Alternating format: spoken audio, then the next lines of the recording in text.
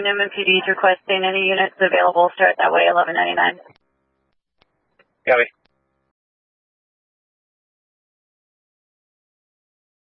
So just before 1 a.m. this morning, here in the city of Newman, Newman Police Officer Ronil Singh conducted a traffic stop on a pickup truck. He called off on the traffic stop, and just a few moments later called off shots fired over the radio, which had a response of mutual aid from throughout the county. He was working with a partner in town. That partner arrived on scene and located Officer Singh with gunshot injuries here at the scene near his vehicle. Officer Singh was transported to a local hospital where unfortunately he died from his injuries he received here at the scene.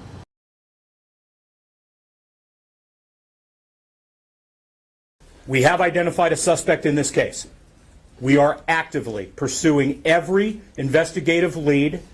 We have spared no expense. We have multiple teams out following up every lead, and we will relentlessly continue to hunt our suspect down and bring him to justice. No name for the responsible. The officer is going to be Officer Singh. The responsible vehicle is going to be a gray Dodge truck. The officer here is telling me that the OPD officer was shot and 207. We are doing a very size. This is not a big department. This is a department of 12. This is a man that I saw every day he worked. This is a man that I relieved on Christmas Day so he could go home and spend time with his family and his newborn child. I think what's being lost here is, yes, he was a police officer, and that's why all of you are packed in this room, because he was tragically taken from us. But what needs to be known is that he was truly just a human being and an American patriot. Ron was not born in America. Ron was born in Fiji. He came to this country with one purpose, and that was to serve this country. When I took over as police chief, we had some vacancies in the department, and one of my first hires was Ronil Singh. He had a thick accent. He was hard to understand at times because English was not his first language. I believe it was his third language. When I sat with him in the chief's interview, he told me he came to America to become a police officer. That's all he wanted to do. He truly loved what he did. You've never seen a man smile more than him. I know that's said a lot in these things, but you ask anybody, he was never in a bad mood. It was unreal. He loved what he did.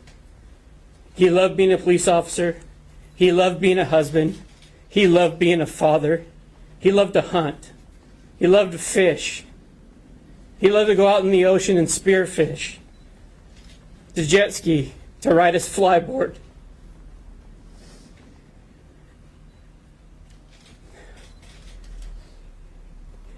You have to understand this was not supposed to happen here.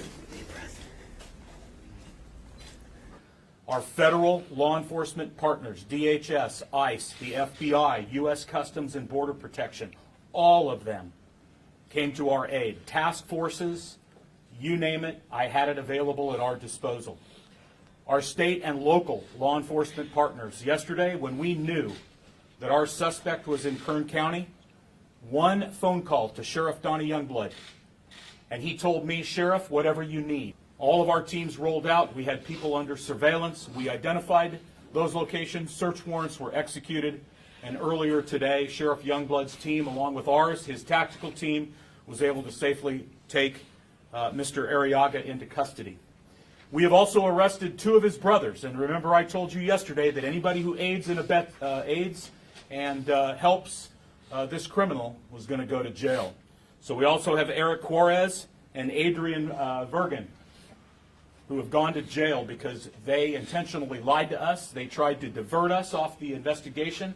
They misled us. They provided information that was false, all in an attempt to protect their brother, who we also know was trying to flee to Mexico.